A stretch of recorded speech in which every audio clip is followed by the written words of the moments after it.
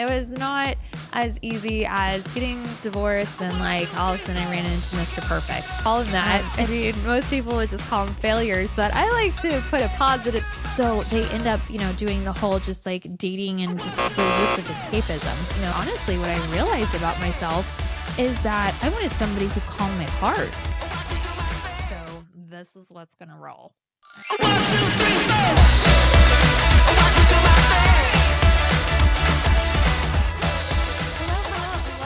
Episode 6 of Bless Your Heart podcast. I'm your host, Laura Hartnett. And on today's topic, we're going to be talking about something a little bit more fun. We're going to be talking about dating. So this is one of my clients' favorite topics. At least I think it is. It's something we often do talk about. And they always want kind of like the latest, like what's going on like in your life? Like, how's all that been, And honestly, it's been a series of ups and downs. It's been a little bit crazy. But honestly, in the end, it's not that bad. Like, it's really not been that bad. Like, I've had a lot of growth and just personally in myself and just like seeing myself evolve from who I dated fresh from my divorce. I found it really fascinating because honestly, one thing that nobody really talks about, or maybe they do, I was never clued into the right, sphere of people in order to hear it. But if anybody knows those people, please join me with them so that I can contribute to the conversation. But I just remember that what my experience, and I kind of talked to this one person on Threads before, and they were explaining it, and I was like, oh my gosh, they articulated it so well, like this experience that they had dating, and it was very similar to mine and how they evolved, through dating. And we kind of just went back and forth talking about it. Like, I met a new friend, and I found it really insightful, really helpful. It helped bring some clarity to me about kind of where I was at as well. And what I mean by that is I feel like coming out of divorce, I don't know if I can't say for everybody, because everybody goes through this, because I've talked to other divorced people that found relationships very soon after. And I think they found genuine connections. I don't think that they were just scared to be alone. I think they found their person, and they just got really lucky. They're the people that find their absolute love of their life in high school and get married and everything ends up working out perfectly. And, it's like that. My situation was not like that, at all. I did get married young, and I got married to, somebody really, and had kids really young and all of that. But as far as finding the love of my life and doing all that, no, it was not as easy as getting divorced and all of a sudden I ran into Mr. Perfect. It's been a series of learning experiences. I guess we'll call them that. Most people would just call them failures, but I like to put a positive spin based on our last 2 episodes and say I have had a lot of learned experiences. But one experience that I feel like a lot of people, that seems to be kind of a method, I guess you could say, or a way of experiencing life after dating after divorce, is they kind of go through this they lost so much of themselves. And, some people are just going through a lot of stuff and going through a lot of heartache. And so they end up, doing the whole just dating and just for the use of escapism. They're trying to almost rebuild. And what I found that was really interesting is on these dating apps, it'll tell you dating for looking for a long-term relationship, dating just for fun. And I didn't even know what that meant. I was like, yeah, I'm just kind of dating for fun, because what my goal whenever I first got divorced with dating was I was just trying to learn what I liked, because I had put all these stipulations whenever I was dating before. I wanted them to be Catholic. I wanted them, to be all these things. And I was like, you know what, maybe I need to just ease up on some of these restrictions and kind of see what is it I actually do want. Because I started off thinking I wanted a guy that was super intelligent, and I very much found that. My ex-husband was extremely, intellectual, But then I realized like there was a part of me that never got nurturing, and that was more the emotional intellect. And I realized I didn't want somebody to stimulate my mind. My mind gets stimulated all day long, like from my own experiences and from my job and from, having kids and doing all this, other stuff. I was like, honestly, what I realized about myself is that I wanted somebody who calmed my heart, like whenever I do, because I'm somebody who has a tendency of getting myself into sticky situations because I kind of live a life. That is one thing that nobody talked to you about when they said like, positivity, as sometimes I'm like, what's the worst that can happen? And I just go for things because I'm like, I can get myself out of any situation. And then I get myself into really sticky situations. So I'm fearless, borderline reckless in some situations. And so my fearlessness sometimes will lead me to get backed into a corner, and it's like, then I'll be like completely having a nervous breakdown. And then I realize I need somebody there that can just be like, hold my hand and be like, you're going to be okay. You're not alone. I've got you. I have your back. And so honestly, that's like my goal. And what I also realized about myself is I would really appreciate somebody that has a lot of humor. It was funny because like the guys that I dated right out of my divorce were not as like humorous. They were really similar to my ex, because you don't even realize that you're dating somebody who's like familiar, and you're just like, yeah, this feels comfortable. And then my wisdom started catching up and going, you literally just, your whole life turned upside down and you went through pure hell. So maybe let's not redo that and just do the same thing over again. So then I was like, yeah, never mind. I'm not doing this.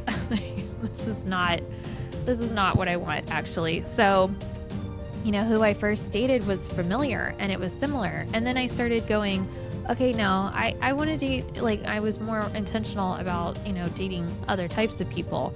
And then I dated like really good looking. And then I was like, oh, like, I didn't even think that I would be able to have this experience. And so I dated some like extremely like good looking guys, like, and then that was super fun. Like, I was just like, this is great. Like, I get it. But then there was like a few moments where, I dated one person, and, then I started realizing like he seemed to have a high emotional intelligence. And so I was like, oh, great. I got the best of both worlds, until we were sitting there and I started realizing actually a lot of our conversations is him talking about his own emotional intelligence. And I actually haven't been asked many questions. It took me, because he was so pretty, it took me a while for me to actually like see for what it really was. And I was like, this is actually getting boring. And, like the looks do actually wear off, and you kind of do get used to it. And I was like, okay, I think I need something that's a little bit more, stimulating emotionally. And then I ended up meeting this one guy, and we had a whole back and forth, and I think like ours probably lasted a little bit longer because we were very compatible. I mean, we were an extremely compatible, couple, I guess you could say. But then the thing that I realized too is I came down to the fact that when we weren't compatible, in the situations when we weren't, like, how did he respond to that? And he didn't respond well.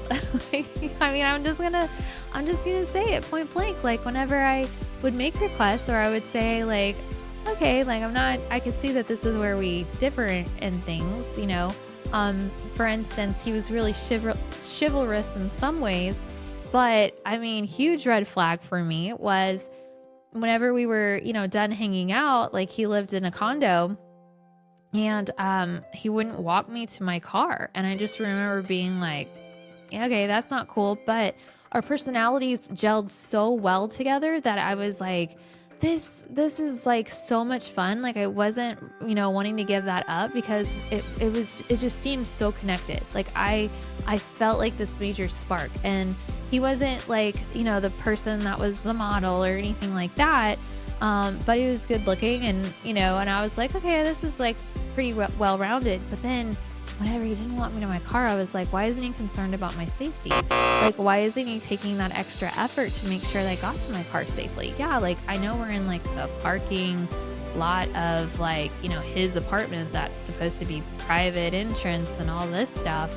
But I was like, I didn't feel really cared for. And that was that question came up in my mind. But then one time, I brought a friend with me and we were all going to hang out with him, and we parked and we, went to his place. And as we were walking back, she was like, is this always how it is? Like, and I was like, what are you talking about? She goes, are you always walking back by yourself? And I was like, yeah. And she goes, that's not okay. And she was definitely a friend to me at that moment and was like, Laura, that's just not okay. Like you can't do that. That is a huge red flag. Absolutely not. Like, and it was interesting because it's like my instinct already knew that, but why I allowed myself, because I was kind of thinking like, well, maybe these like cool downtown independent women aren't are just a little bit more tougher, and maybe I need to get with the times a little bit. Like here I am doubting myself and doubting my instincts. And that's why friends are so great, is because she was just like, I'm not having it. Like, I'm just going to tell you point blank, this is not okay. This is not at all what you deserve. And of course, over the course of, multiple months and stuff like that, other things of similar to that nature started coming up. And honestly, I was really proud of myself because I had gotten to the point where my reoccurring thought process was, Laura, you cannot lie to yourself. You cannot lie to yourself. And that is my best advice for anybody who is dating is, we women are really intelligent in our instincts. And yes, I will ask myself, is this triggering something in me that hasn't been healed? And in that case, like, I don't want, this guy to constantly have to put up with my issues, if I need to heal from something. But for the most part, that's why I really encourage people to really work on your healing and kind of work on yourself before getting into any kind of relationships, because the more healed you become, the more you trust your instinct and you start trusting yourself. Like every time that I had my instinct tell me something, when I denied it, or I just went, you know what, let's put it on hold. Like I'm not going to listen just yet, but it's whispering to me. Then it was almost like soon after that, like I'd have another incident that, made that truer and made that whisper into a little louder whisper until it became like so glaringly obvious and roaring in my face that I was like, Laura, at this point, you're just flat out lying to yourself. So you cannot lie to yourself. You have to actually acknowledge, why is my instinct and my alert going up and telling me something is wrong here? And most likely it's because there's something wrong here. And at least that's how it was for me. And it's pretty much would always like come out to be true. And so as long as what I started doing, and it kind of evolved into, is I started really putting on like solid boundaries on how I would go about dating. Like you don't get certain experiences with me if you are, only going to invest this amount. Like we're just not going to go down certain paths and do certain things, because I want to know that I'm valued, that there is a future, or wherever it is that we're going here. But I feel like, going back to post-divorce dating, I think that there's kind of like stages that happen that seem to be very familiar to a lot of people, or not familiar, common to a lot of people. And those are stage one. You're just kind of like, oh my goodness, this is new and fun. And I haven't had just light and fluffy, I call it, like just light and fluffy. And it's just fun. And we're just getting to know each other and we're laughing. And this is so funny. He's so great. He's so cute. She's so this, so it's like this really light stage where your expectations out of them are so little. It's basically just take me to dinner and entertain me. Like I don't need like a whole like future with you. And that's pretty much where I was right after divorce. And then you start kind of getting tired of that, and you start going, okay, I'm kind of now wanting for something real. And then you stop dating these types and you start dating more intentionally and start getting to know, what it is you want, and are starting to look to actually make a connection again. Or, even at that early stage, I always tell girls too that, I hear this all the time. It's fun. Like in the salon, we'll always get like these conversations going, even with all of our chairs. Like all of us kind of work very closely together in one big open space. So many times, like we'll all just chat together. It's like that movie Fried Green Tomatoes, where I'm like Dolly Parton in this scenario, where we're all just kind of at the beauty shop and we're all talking and carrying on about what's going on in our life. And so girls will talk about stuff and we'll all chime in. And I love this. This is like some of my favorite things ever to do at the salon, because a reoccurring theme that always tends to come up is where it's like, like where they say, honey, he's just not that into you. And it's like, well, he'll do this and he'll do this. And, all that like love bombing and all these things. And then all of a sudden he disappears and he goes. And I'm like, I finally feel like I pinpointed what it is. And what I realized is it's not going to work. And you have to accept that there are two things that are the goal for people. And this happens with men as much as it happens for women. Like if one person is looking for validation and one person is looking for connection, it's not going to work. Okay. What I mean is like the two goals are validation or connection.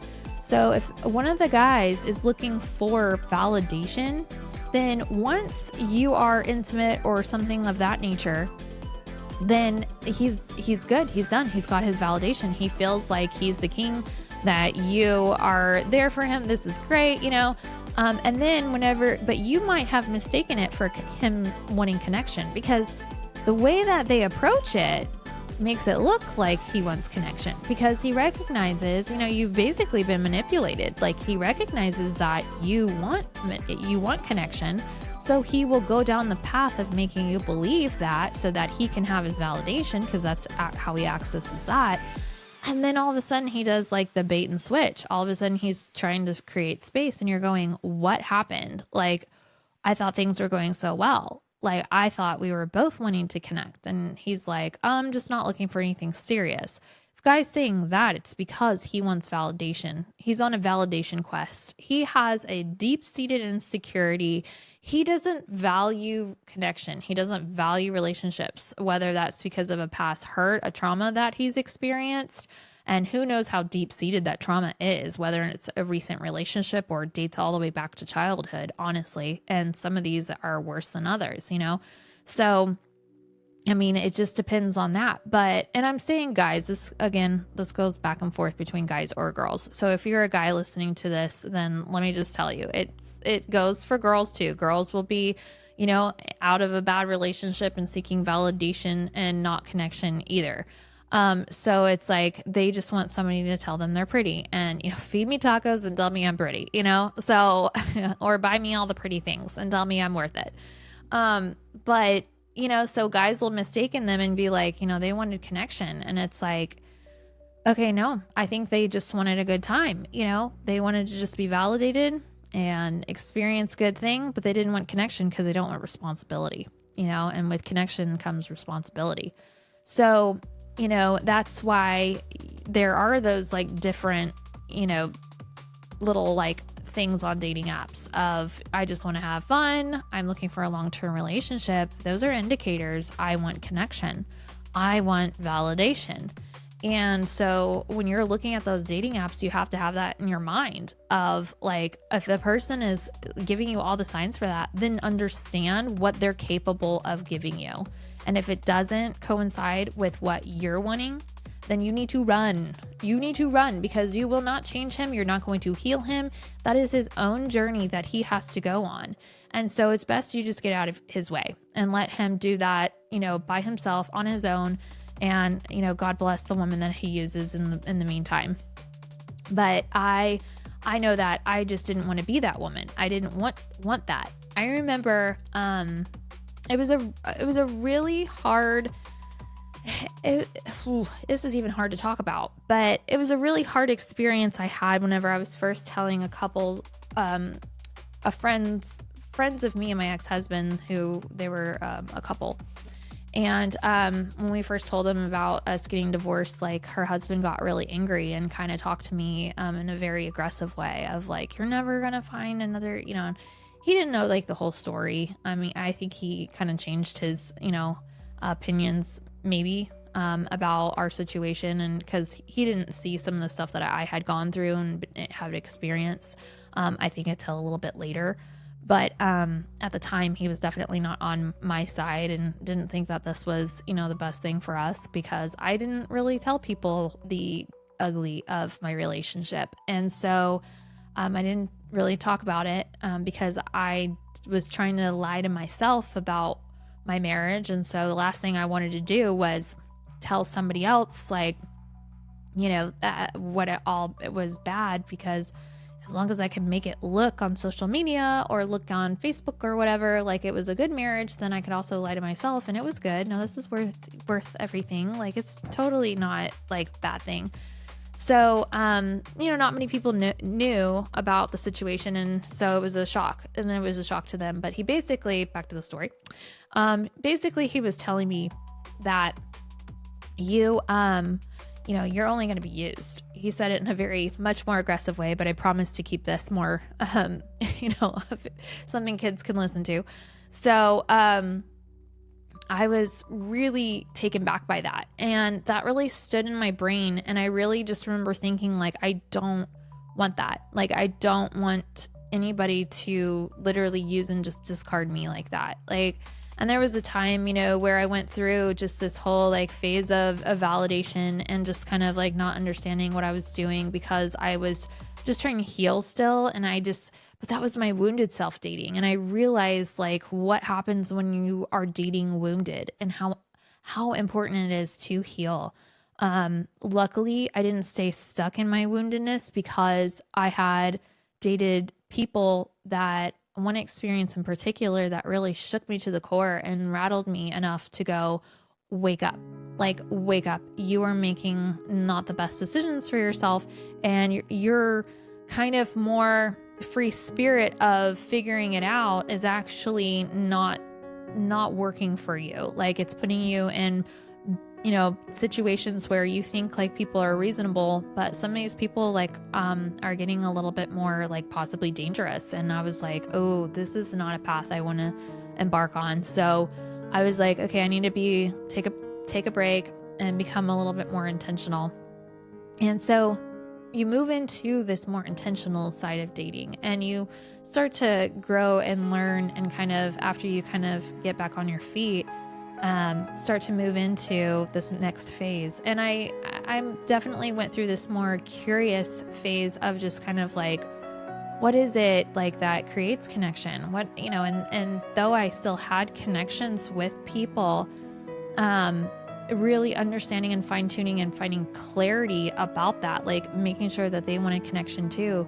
And then even whenever I got to a place where these people wanted connection, realizing like some of their brokenness and then them not being healed, and how that affected our relationship. And so that was like the next phase that I kind of went through. And it was really like tough. I finally got to a point where recently I was like, I need to go on a whole masculine cleanse. Like, and I am done dating for a while, because I want to work. I had a terrible ROI. My return of investment in dating was like, I learned a lot of things. And so it did its purpose of like me learning about myself, knowing what it is I want. I feel like I have a much more defined person or trait. Like, and it's definitely not in like looks or anything like that. It's very much in their character that I have very well defined of what it is I'm wanting. And so doing that whole experience led me to this. So I feel like it was definitely purposeful, and I used it for good. But it also just started kind of creating this a little bit more cynical side. And like, I didn't want to approach like dating jaded. I felt like I really was attracting really great valued, high valued men, because I still saw good in men, and I didn't want to experience like too many bad experiences too quickly to where I was going to be like, yeah, I'm going to turn into one of those girls that are posting. And I started realizing a lot of my posts on Instagram were starting to get a little bit more like, burn your bra feminist type. And I was like, I'm turning into what I hate. I don't want to be this kind of woman. I want to be like somebody who still believes in love and fairy tales and all the good things. And so I was like, I think here's your sign. Like, it's time to wave the white flag for just a little bit, take a pause, take a time out, and say, let's like get back to this a little bit later. Meeting adjourned. So that's kind of like the state that I've been in. And it's been a little bit, it's been good. If I'm being completely honest, I've been bored at times because I did like, my curious nature did like enjoying to like going out and meeting people and trying new places and trying new restaurants. And I was really fortunate to date guys that really showed me around my city. And I love Austin. I love Austin so much.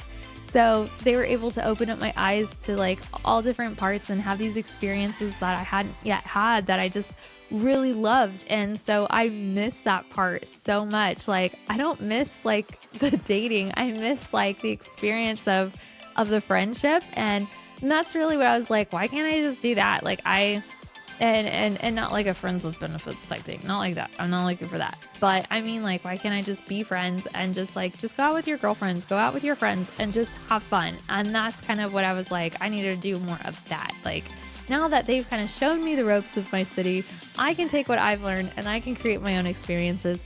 And I have a few friends that I can do that with. So I've been focusing on that. But so that's kind of my spiel on part one of dating, going through the big D and don't mean Dallas after going through all that. But yeah, I mean, I've had some really cool experiences through dating. I've had one where my my second date was with President Trump. So that was really funny. I mean, I remember calling up my mom and just telling her, be like, so guess where I'm going? And she's like, what? And I was like, I'm going to go have dinner at Mar-a-Lago and with President Trump. And she's like, what? I'm sorry, what? Like, how? Why? What? And I was like, yeah, like Secret Service is going to call me and interview me. I've got to get background check. Like, I'm going to his house. This is so awesome. So that was one of my favorite experiences. And the guy that we're still friends with today. I don't really talk to him very frequently. You know who you are. And who knows, maybe you're tuning in. If you're a supporter, maybe you're tuning in. But, we stayed friends because he was just a really fun guy and treated me very respectfully. And we had a great time together and we just laughed and had a blast. Like, we just to kind of go over it, because I do love this story. So I will share this. This is one of my dating stories. So our first date, we went to a great sushi place and I stuffed myself to the point where I was just like so ridiculously full. It was awful. It was here in Austin. It was Uchi. If you know it, you love it. And so it was really good. And then I get a call and I had just said something about, like he worked in politics, and I had said, something like, that is one area that I'm not well versed in and I would love to know a little bit more about. So he was like, well, I have a proposition for you. And I was like, okay. And he was like, remember how you said you wanted to know more about politics? And I was like, yeah. And he goes, okay, well, how do you feel about going to Mar-a-Lago? And I was like, okay. Like, I had never even heard of it. And I was like, what is that? Where do you, he goes, okay, well, it's President Trump's house. And I was like, oh, okay, where's that at? Like, and he was like, it's in Florida, West Palm Beach. And I was like, oh, okay. Well then, yeah, okay. Yeah, sure. Like, that sounds awesome. Okay. What do I wear? And I remember, like, actually, to be honest, that was, I guess, our third date, because our second date was I had to rent a dress because I was like, I can't go to Dillard's and go pick up like a dress from Dillard's in order to wear, like, to meet, like, and have dinner with the president and like congresswomen and all of this. Like, it was for a fundraiser for one of the congresswomen up there. And I was like, okay, so I'll just, you know, rent a dress so that it's like a really nice, beautiful gown, you know, cause it was like a formal event and all this stuff. And so I was like, you know, come over, and I swear it was like a movie from like 27 Dresses. Like, I tried on like a billion dresses, and I like rented so many dresses. And he was like, oh my gosh, you got all of these? And I had them like all lined up, and I was like, which one do you think? And he was like, I don't know. So I tried on all of them, and it was like a fashion show.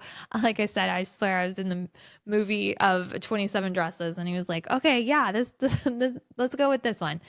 And so we fly there, and we're at the hotel, and his Wi-Fi wasn't working on his phone, and like his phone wasn't able to order Uber. And he asked me to order Uber for us to Uber from the hotel over to Mar-a-Lago. And so at this point, I wasn't really Ubering much. I didn't know how to do all this stuff really. I had it on my phone because I've used it like once or twice with like girlfriends when we went downtown, but this wasn't my thing. So I was like, okay, let me get on there and I got this. Cause you know, he had taken care of everything, and I was like, this is the least I can do is I can order us an Uber. I'll pay for this. So I get on there and, ordered us an Uber, and we're waiting there, and he looks at me and he goes, okay, what Uber, you know, what are we looking for? And I was like, oh, hold on. A Sorrento, a army green, like Kia Sorrento. And he was like, I'm sorry, what are we going in? And I was like, oh yeah. And he goes, you didn't use an Uber Black? And I didn't know what that was. I was like, what's an Uber Black? And he's like, oh, it's fine. And I was like, I can cancel. And he's like, no, it'll be fine. I was like, well, we can't go to like Mar-a-Lago and like a Kia, whatever it was. Like, it was just like this like army green, whatever. I was like, we were definitely gonna be, you know, using a car of the people to like come up in, and we're, you know, probably not gonna fit in. So I was just like, okay, I'm gonna get a new one. So luckily I changed it to an Escalade, and at that point I was like, I need to go to the bar before we go and get a shot of vodka, because I realized at that moment, like, I had no business probably being there, and this was going to be a whole experience. And it was totally like a Pretty Woman on steroids. There was an old movie with oh gosh, Michael Douglas, where it was like he was dating this girl and he was the president. Like, I swear it felt like that. Like, I was walking into these gorgeous, you know, this ridiculous house, and it had like lanterns, and they had these security guards. We had to go through checkpoints, and it was just the most insane experience. And I was just so nervous that I was like trying so hard to be like super well put together. And I just walked, you know, was walking like wherever the Secret Service was telling us to walk. And he just like held me back for a minute and was like, hey, just take a minute and just look around, like, look where you are. And I was like, oh, okay, so we can, okay. I was so nervous. And then we walk around in the area, because there's several different houses like that are all disconnected. Okay, so there's like this amazing ballroom that's by the pool, but in order to get to the pool, you had to go down this like grand spiral staircase. And I'll put some pictures on my YouTube channel of this, because it was pretty fun. And so you had to go down like this like grand staircase, you know, and I'm over here just going, please don't fall, please don't fall, please don't fall, because the last thing I wanted was to be the girl that fell, because it was still daylight, and me ruin his whole reputation. And then I remember we were ordering, and it gave you an option of fish or steak. And of course, I'm a meat and potatoes kind of girl. I'm from Texas. So I was like, yeah, let's get the steak. And I also, to try to help the person taking my order, I was like, and I'd like mine medium. And she was just looking at me like, you get it how the chef prepares it. Like, it's not one of those restaurants where you tell them how you want it prepared.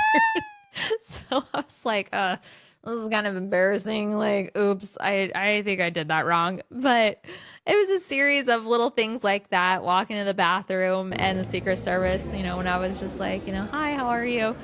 Realizing like they do things a little differently at Mar-a-Lago, because he just said, you know, good evening, madam, you know, how are you this evening, or something like that. And I was just like, whoa, that was super formal. Like, I need to definitely up my etiquette. Like, we are not in Kansas anymore.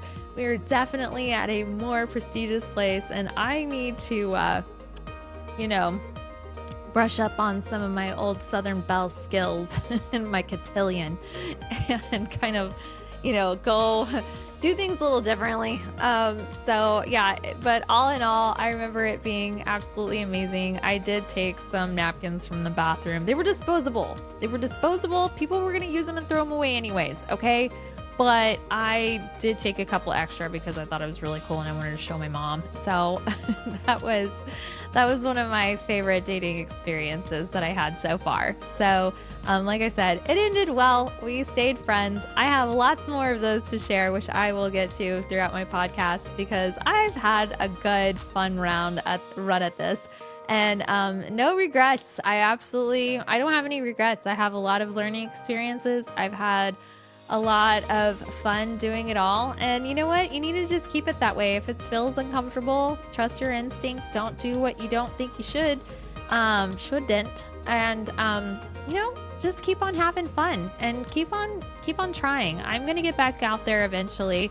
I just wanted to get some things in order, and I learned a few things that I need to do for myself first. And so I just want to kind of check off all those boxes and make sure that I give myself and maybe the next fella a real fighting chance. And so I'm taking care of that because that's what I feel like I should be doing. And we'll see where it goes from there. All right.